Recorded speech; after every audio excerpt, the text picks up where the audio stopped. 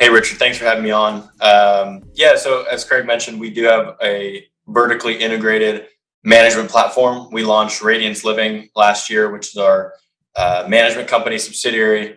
And some of the tech forward things we do are basic property level installations as far as the smart locks, smart thermostats, which are becoming more and more of a desired amenity at the property level, even in the workforce housing segment. So, we're not catering to Class A apartment lifestyle renters.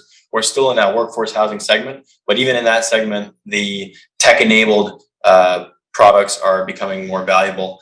On the management side of things, we've developed an in-house data visualization or data dashboard to better help us analyze our property data. I mean, every single month we're pulling in so much data from our property management software. So we're looking for ways to get smarter as far as how we can optimize our leasing pipeline and management. Great. And so right now you guys have over 2,000 units, 8 properties. So you've obviously figured out some things when it comes to raising capital. So what could you share with the workshop participants on how you first got started when you had no track record and just kind of like where the momentum has come from? Yeah, it's great to start from the beginning because actually when we started the business, we really viewed raising capital as an afterthought. And since we're all here on this Zoom and live, we all know that raising capital is absolutely not an afterthought. It is a full-time job. It's something that you should take very seriously. And so we learned that lesson the hard way, but thankfully not too hard. What I mean by that is the first deal we did, we thought we had the myth in our mind that if you have a good deal, the money will come. So we put a good deal under contract and no money came, right? We had no track record. We didn't have relationships. And that really kicked off the capital raising journey with our backs against the wall, which I don't think is a bad thing. It's a good way to really motivate yourself to work really hard and build those relationships. But with that being said, in the capital raising game, it's really critical to dig the well before you're thirsty. And obviously that's why we're all here and not dialing for dollars right now. We're scrambling to just call people, right? We're building our funnels, our infrastructure, our content, so that way we're attracting investors, because that's, in my opinion, the most effective way to raise capital in this new age where we can leverage social media because it really works. A lot of people think that rich people aren't online, but as we all know, they are. And real investors can be met on LinkedIn, Facebook, even Instagram, as well as the offline stuff as conferences and things like that. So I've followed Richard very closely for many years and have kind of followed the best practices of being professional, being consistent, and providing a ton of value. Well, awesome. Yeah, Josie reminded me that you guys have done a good job of using the quarterly capital raising audits, get feedback from our team, improve your materials. I had a note here just in general that your logo, we really like. It looks excellent. We'll have the PowerPoint up here after lunch. When we go through that, everyone will have a chance to see your logo for Lone Star Capital there. But I wanted to mention that. And then also the importance of building out the team. I think a lot of people try to be the person raising the capital while they're also finding the deals, negotiating the deals. And you just kind of have to do that when you start out. But then reinvesting in your investor relations team, I think, is really critical. I know one individual who started a commercial real estate sponsor business, like a boutique commercial real estate investment firm. And in just they had about a half year of operating the startup. And then just in their third full year, they raised $90 million of equity. But he says because he built out a 5-person IR team, an investor relations team, and took it very serious and really built out that team and had all of his processes down. And that's very unusual. That's like an anomaly thing. Most people, like you heard Dave speak earlier, they start by raising 4 million. The next year, maybe they raise 8 million, then maybe 10 or 12 million, and they grow, they build up. And that's why it's so dangerous to say, oh, I've never raised capital, but when they do this $100 million deal, or when they raise a $100 million fund or $1 billion asset, because it's just not how even people like Dave have raised $600 million. It wasn't just last year.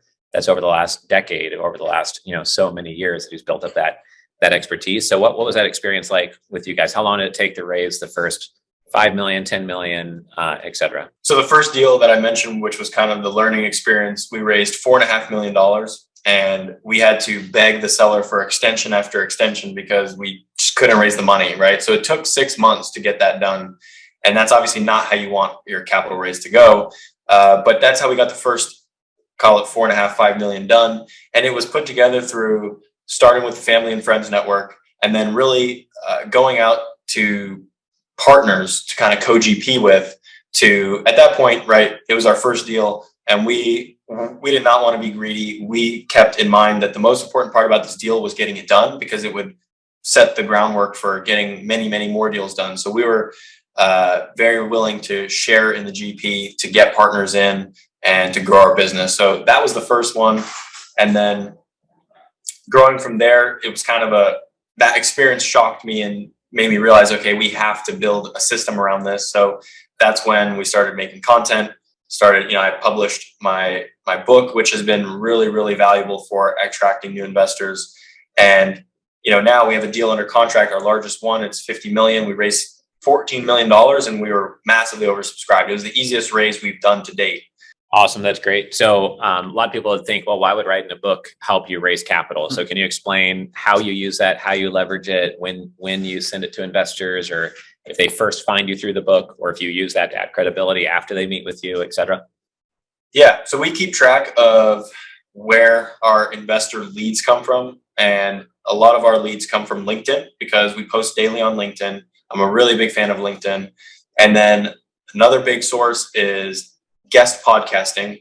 I think taking advantage of another person's network through their podcast is huge. And then finally, the book, which we're talking about now, which is surprising. Among those three things, how could the book be as powerful as those other mediums? But it really is. If someone's willing to spend 2 hours with you, meaning reading your book, it's a very warm lead, and that they're ready to take the next step. And aside from so the way I described it there, it's more of a mid-funnel tool where they kind of already know you, and now they're willing to spend the 2 hours with you. But the book is also used as a top of funnel tool, because it builds instant credibility. And as Richard says, you can use it as an oversized business card. So you can hand it out at a conference. If you're just showing up to a meeting, and just say, hey, here, I thought this book would be valuable to you. And they may never read it, but you're going to get a ton of benefit from it. Right. Awesome. And how much money and time did it take to produce the book? Yeah, that's a great point, because today a book is very easy to do. I wrote it in about 2 months, had some of my team edit it with me, and then I self-published it through Amazon for basically free. So I don't think there was literally any cost but my time. And Amazon prints on demand, so you don't have to manage printing and storing inventory, right? Just, people buy it, print and ship, and it's a really good way to go. Awesome. Great. Appreciate you sharing all that. And I liked your comment earlier about not being greedy short term if you're trying to build like a big platform. I was just listening as part of our work for billionaires.com, an Audible book on building the Home Depot. I think it's called Build from Scratch. And one of the founders talked about how from the very beginning, they were looking to open 1,000 stores. So they did everything with that in mind. It's not about trying to make a whole bunch of money on the deal you're doing right now. And a lot of people say, oh, well, we couldn't do performance fees only because we have these costs, or we can't do this because then we won't make enough margin. But it's all about just building the reputation with investors, building your track record, building your team and skill set. And maybe it's deal number 5 or 10 or 15 or 20 where you actually start making good profits. At the beginning, it's just the tuition you're paying really to get the wheel turning and get momentum, I think.